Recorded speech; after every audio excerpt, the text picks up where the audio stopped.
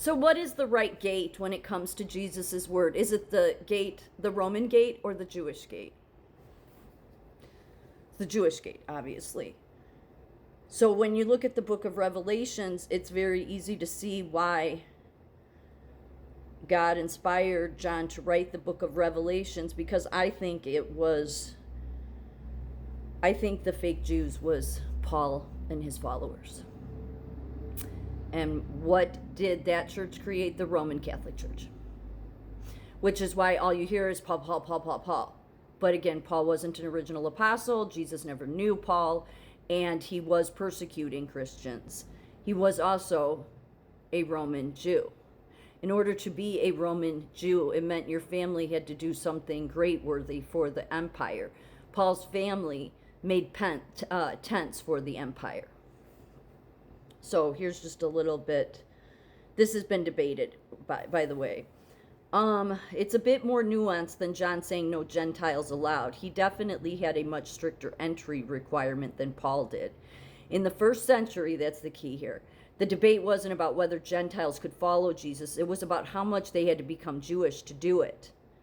To understand John's perspective, especially in Revelations, you have to see the two different models of the early church.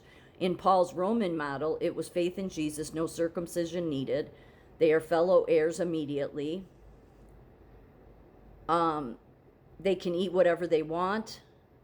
And Paul's view of Rome was it's a government to be respected. No. That alone is no. Okay, so in John's Jerusalem model, it was faith in Jesus plus keeping the Jewish law. That converts who join must join the Jewish nation. You couldn't eat, you had to eat kosher, which was strictly, it couldn't be any meat that was given to idols. And to John, Rome was an evil beast to be resisted. Yeah. Did John think Gentiles were excluded? No, not necessarily. In Revelation 7:9, John describes a great multitude that no one could count from every nation, tribe, people, and language standing before the throne. So John definitely believed Jesus was the whole world. However, the conflict was that John likely believed these people had to renounce all Roman pagan culture and strictly follow the commandments. When John talks about those who say they are Jews and are not, he is likely targeting Paul's followers who were claiming the spiritual title of Jew or Israel without actually living Jewish lifestyle. To John, a Roman Jew who didn't keep the law was a contradiction. He saw Paul's message that you could be a citizen of heaven while also being a citizen of Rome as a dangerous compromise. I agree. This tension is actually the plot to the entire second half of the New Testament. Paul was the apostle to the Gentiles. John was the apostle to the circumcised. John's writings, the Gospel of John and Revelation, are much more Jewish in their tone. For example, in the Gospel of John, Jesus says salvation is from the Jews. It is from the Jews. Jesus was a Jew. What I would say that I don't think anybody, the fake Roman Jews, Paul, to John is understanding is that there was never a need for chosen people prior to the original sin. So I always think in the back of my mind, what is God's goal? God's goal is his kingdom. And along the way, he creates little kingdoms, Israel for the Jews, America for the Americans, on and on, okay? But God's always moving us. I want back to my kingdom. My kingdom is the ultimate promised land, okay? And prior to the original sin, I didn't need to set a group of people aside to use so the whole world would understand. And then people get all tripped up on the Sabbath. I think God wanted you to make the Sabbath every day. Now people say, well, it's a day of rest from Saturday to Sunday, okay? To me, it falls into this ritual where once you make the rituals more important, then where is your relationship with God? To me, the renewal with God is every day. Every day, especially after Jesus came. Every day is the Sabbath. But I'm just a nobody. But I'm a somebody to God. So, however, I definitely would follow John over Paul in a heartbeat. And people try to say, well, no, they both have me. And no, there's something wrong with, there's too many places where Paul's writings contradict literally what Jesus did. So, this is one of the most intense and debated detective stories in early Christian history. Some scholars and historians do believe that when the book of Revelation mentions those who say they are Jews and are not, and that's in Revelation 2:9 and 3:9, the author, John, might have been taking a swipe at Paul and his followers. I think he was. To understand why, you have to look at the massive tension between the Jewish Christians in Jerusalem and Paul's Roman mission. In the first century, there was huge arguments about what it meant to follow Jesus. The Jerusalem view, they believed that to follow the Jewish Messiah, you had to stay Jewish, meaning you had to keep the Sabbath, ate kosher, which was meat not given to idols, and were circumcised. Paul argued that because of Jesus, non-Jews, Gentiles would be grafted in.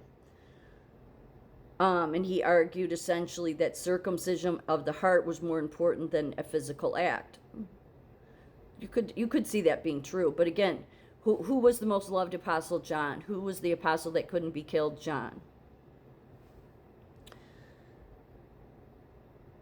Why John might have been targeting Paul. John of Patmos, the author of Revelation, was very conservative about Jewish law.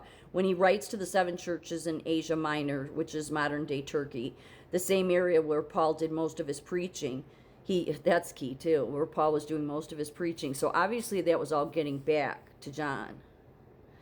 He uses some very harsh language, the synagogue of Satan.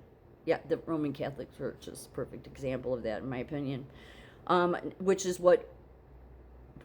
really the religion of Paul. That's where the religion of Paul started, and then every church has used that as well.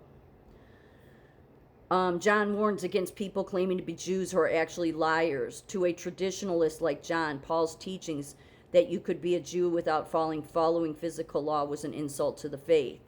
Eating meat sacrificed to idols. In Revelation, John attacks a group called the Nicolaitans, and a woman he calls Jezebel for teaching people it's okay to eat meat sacrificed to Greek and Roman idols. Paul, in his letters, famously argued that eating such meat wasn't a sin because an idol is nothing. Not true. John praises the church in Ephesus because they tested those who claim to be apostles but are not. See, that's what I mean about John. Everybody says, oh, but love, love, love. But John would call out the false. He did. So that's why when everybody, acts like, oh no, we just turn the other way and pretend things aren't happening, it's like it just goes total contradiction to Apostle Paul, in my opinion.